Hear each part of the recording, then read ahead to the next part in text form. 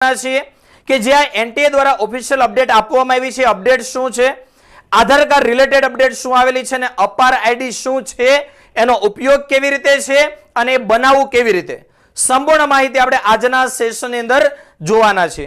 તો સૌપ્રથમ પહેલા 14 જાન્યુઆરી 2025 શુભ દિન ઉત્તરાયણના દિવસે બરાબર ગઈકાલે જે અપડેટ આવી એ અપડેટ મુજબ આપણે વાત કરીએ.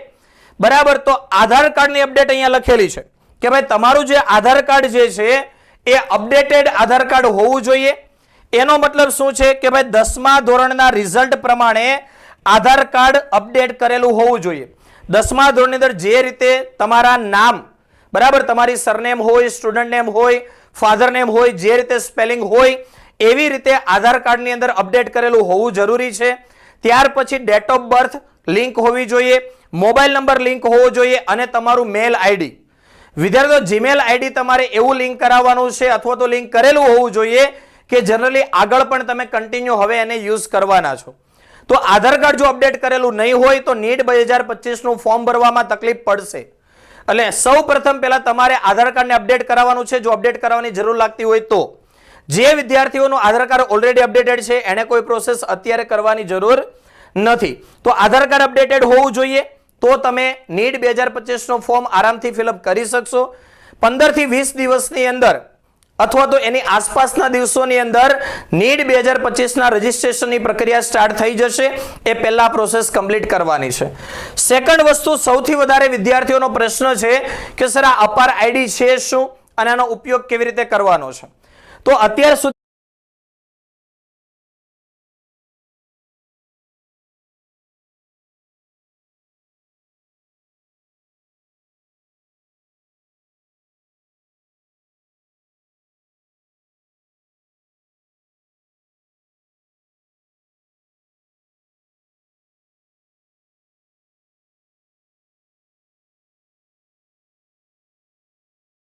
એ પહેલા પ્રોસેસ કમ્પ્લીટ કરવાની છે. સેકન્ડ વસ્તુ, સૌથી વધારે વિદ્યાર્થીઓનો પ્રશ્ન છે કે સર આ અપાર આઈડી છે શું અને આનો ઉપયોગ કેવી રીતે કરવાનો છે.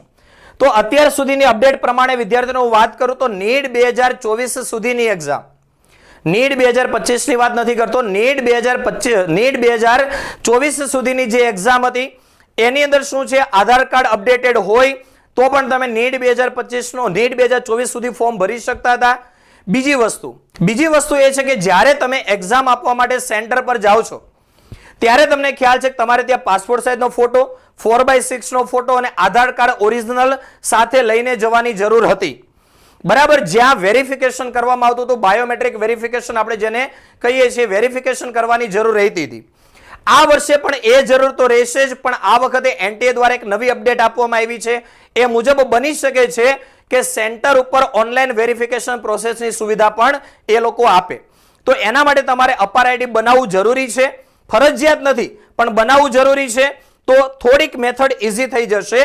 તો અહીંયા અપાર આઈડી રિલેટેડ ઇન્ફોર્મેશન આપેલી છે. હવે આપણે આજના સેશન અંદર જોઈશું કે આ અપાર આઈડી બનાવવું કેવી રીતે.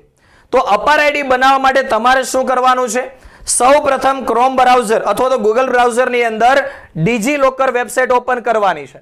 બરાબર છે, ડિજીલોકર તમે ઓપન કરશો એટલે ફર્સ્ટ જે આવે છે એના ઉપર તમારે ક્લિક કરવાનું છે.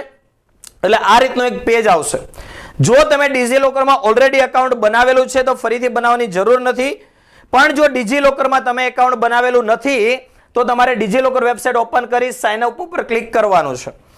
સાઇન અપ ઉપર ક્લિક કરશો એક નવું પેજ ઓપન થશે અને એ પેજની અંદર કેટલીક ડિટેલ માંગેલી હશે જે ડિટેલ તમારે ફિલઅપ કરવાની છે. તો સૌપ્રથમ દોસ્તો અહીંયા જોશો તો ફૂલ નેમ એન્ટર કરવાનું છે, 10માના રિઝલ્ટ પ્રમાણે નાખી દેવાનું છે એટલે કોઈ માથાકૂટ ન આવે પછી. ત્યાર પછી date of birth male female જે હોય એન્ટર કરવાનું. મોબાઈલ નંબર એવો એન્ટર કરજો જે આધાર કાર્ડ સાથે લિંક હોય અને આગળ તમે કન્ટિન્યુ એનો યુઝ કરવાના હોય. ત્યાર પછી મેલ આઈડી પણ સેમ આધાર કાર્ડ સાથે લિંક હોય એવું મેલ આઈડી એન્ટર કરી દેવાનું. અને 6 ડિજિટ સિક્યુરિટી પિન એ તમે તમારી રીતે સેટ કરી શકો છો, યાદ રહેવો જોઈએ. તો આપણે અહીંયા એક ડિટેલ એન્ટર કરીને પણ તમને બતાવીએ છીએ. ફર્સ્ટ છે ફૂલ નેમ. બરાબર, એક વિદ્યાર્થીનું ફોર્મ ભરીને હું તમને બતાવું છું.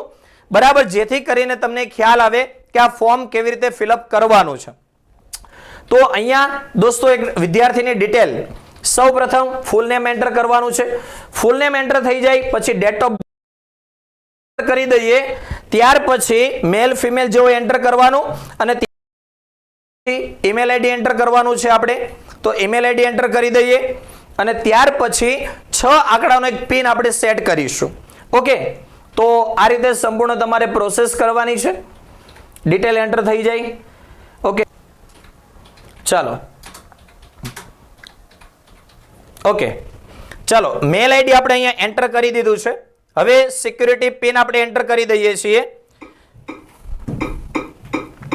એટલે ડિજીલોકરની અંદર એકાઉન્ટ તમારું બનાવવા માટે તમારા મોબાઈલ નંબર ઉપર એક ઓટીપી આવશે. ઓટીપી અહીંયા તમારે એન્ટર કરવાનો છે.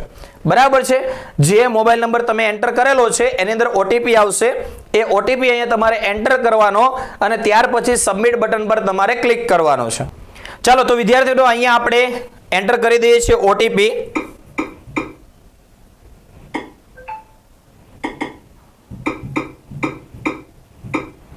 ચલો, ઓટીપી આપણે એન્ટર કરી દઈશું.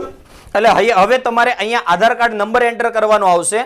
તો આધાર કાર્ડ નંબર આપણે અહીંયા એન્ટર કરી દઈએ. ઓકે, તો તમારે આધાર કાર્ડ નંબર તમારો જે હોય એ તમારે અહીંયા એન્ટર કરવાનો છે. આધાર કાર્ડ નંબર એન્ટર થઈ જાય ત્યાર પછી તમારે નેક્સ્ટ બટન પર ક્લિક કરવાનો છે. તો આધાર કાર્ડ નંબર આપણે એન્ટર કરી દઈએ. ત્યાર પછી નેક્સ્ટ બટન પર તમે ક્લિક કરશો. બરાબર છે. એટલે ફરી એક વખત ઓટીપી જશે. બરાબર છે. ઓટીપી આપણે ફરીથી અહીંયા એન્ટર કરવાનો છે.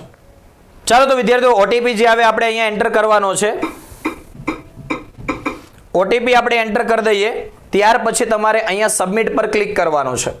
ચાલો, તો વિદ્યાર્થીઓ ત્યાર પછી તમારે ડિજીલોકરની અંદર જે એકાઉન્ટ તમે બનાવ્યું છે એને ઓપન કરવાનું છે.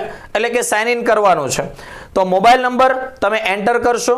બરાબર, મોબાઈલ નંબર એન્ટર થઈ જાય નેક્સ્ટ બટન પર તમે ક્લિક કરો એટલે 6 ડિજિટ પિન આવશે. ત્યાં પિન એન્ટર કરી દઈએ. ચાલો, તો વિદ્યાર્થીઓ ડિજીલોકરની અંદર તમારું એકાઉન્ટ બની જાય ત્યાર પછી આ રીતનું એક નવું પેજ ઓપન થશે અને આ પેજની અંદર અહીંયા તમારે યુઝર નેમ એન્ટર કરવાનું છે. યુઝર નેમ તમે જો ખાલી કદાચ તમારું નામ નાખશો તો બની શકે કે ઓલરેડી એ નામ કોઈએ સેટ કરેલું હોય તો નહીં થાય. એટલે અહીંયા તમારે એન્ટર કરવાનું છે. બરાબર, આપણે નામ એન્ટર કરી દઈએ છીએ. પછી તમારે સબમિટ બટન ઉપર ક્લિક કરવાનું છે. બરાબર છે. તો નામ તમારું અહીંયા લખેલું આવી જશે. ત્યાર પછી તમારે ઓકે બટન પર ક્લિક કરવાનું છે. એટલે ડિજીલોકરની અંદર એકાઉન્ટ તમારું બની ગયું અને લોગિન પણ કરી દીધું છે.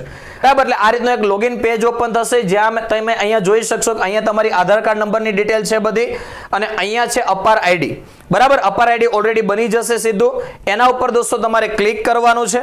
એના ઉપર ક્લિક કરશો એટલે એક પીડીએફ ફાઇલ ઓપન કરવાનું કહેશે. આ ફાઇલને તમારે ઓપન કરવાની છે. બરાબર છે. એટલે દોસ્તો તમે અહીંયા જોઈ શકો છો કે આ રીતનું તમારું અપાર આઈડી ડાયરેક્ટલી બની જશે. તો આ સંપૂર્ણ પ્રોસેસ છે અપાર આઈડી બનાવવા માટેની. તો વિદ્યાર્થી મિત્રો આવી જ રીતે તમારે ડિજીલોકરની અંદર એકાઉન્ટ બનાવવાનું છે જેથી કરીને નીટ 2025 ના રજીસ્ટ્રેશન પ્રક્રિયા જ્યારે સ્ટાર્ટ થાય ત્યારે તમે આધાર કાર્ડ દ્વારા તો ફોર્મ ફિલઅપ કરી જ શકો છો પણ જો અપાર આઈડી ડિજીલોકર દ્વારા ફોર્મ ભરવાની જરૂર પડે તો પણ તમે ભરી શકો. તો આવી જ રીતે દરેકે દરેક અપડેટ જે કંઈ હોય એના રિલેટેડ સંપૂર્ણ ઇન્ફોર્મેશન માટે નીટ 2025